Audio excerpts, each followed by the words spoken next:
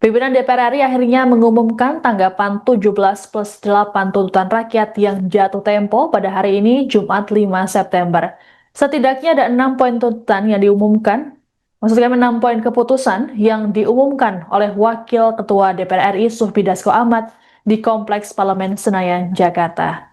Dasko mengatakan, rapat konsultasi yang digelar pada Kamis 4 September menghasilkan sejumlah langkah konkret yang berkaitan dengan pemangkasan fasilitas, moratorium perjalanan dinas, hingga peningkatan transparansi di parlemen. Adapun 6 poin keputusan DPR yang disepakati adalah menghentikan pemberian tunjangan perumahan anggota DPR terhitung sejak tanggal 31 Agustus 2025. Moratorium kunjungan kerja ke luar negeri DPR RI terhitung sejak tanggal 1 September 2025 kecuali undangan kenegaraan. DPR juga akan memangkas tunjangan dan fasilitas anggota seperti biaya langganan listrik dan telepon, lalu biaya komunikasi intensif dan biaya tunjangan transportasi. Kemudian anggota DPR yang telah dinonaktifkan oleh partainya tak dibayarkan hak-hak keuangannya. Para anggota DPR yang sudah dinonaktifkan nantinya juga akan diperiksa oleh Mahkamah Kehormatan DPR yang berkoordinasi dengan Mahkamah Partai masing-masing. Terakhir, DPR akan memperkuat transparansi dan partisipasi publik yang bermakna dalam proses legislasi dan kebijakan lainnya. Sebagai informasi, seusai rangkaian demo memprotes kebijakan DPR di sejumlah tempat yang kemudian berujung ricuh, muncullah tuntutan yang berjudul 17+8 tuntutan rakyat. Sebanyak 17 tuntutan jatuh tempo pada 5 September 2025, sedangkan 8 lainnya pada 31 Agustus 2026.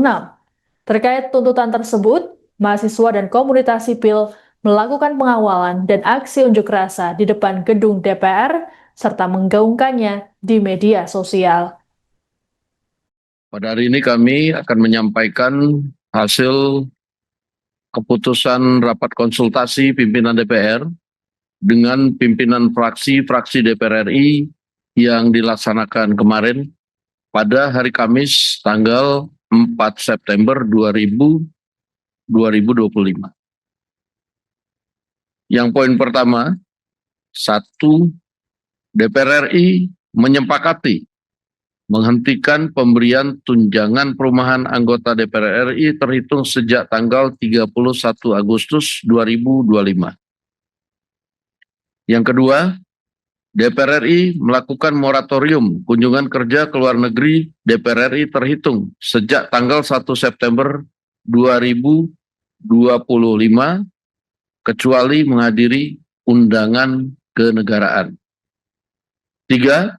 DPR RI akan memangkas tunjangan dan fasilitas anggota DPR setelah evaluasi meliputi biaya langganan, A. daya listrik, dan B. jasa telepon, kemudian biaya komunikasi intensif, dan biaya tunjangan transportasi. 4. Anggota DPR RI yang telah dinonaktifkan oleh partai politiknya tidak dibayarkan hak keuangannya. 5. Pimpinan DPR menindaklanjuti penonaktifan beberapa anggota DPR RI yang telah dilakukan oleh partai politik melalui Mahkamah Partai Politik masing-masing dengan meminta Mahkamah Kehormatan DPR RI untuk berkoordinasi dengan Mahkamah Partai Politik masing-masing yang telah memulai pemeriksaan terhadap anggota DPR RI dimaksud. 6. DPR RI akan memperkuat transparansi dan partisipasi publik yang bermakna dalam proses legislasi dan kebijakan lainnya. Ditandatangani oleh pimpinan DPR RI, Ibu Puan Maharani, saya Suhbi Dasko Ahmad, Pak Saan Mustafa, dan Pak Cucun Ahmad. Download Tribun X sekarang, menghadirkan lokal menjadi Indonesia.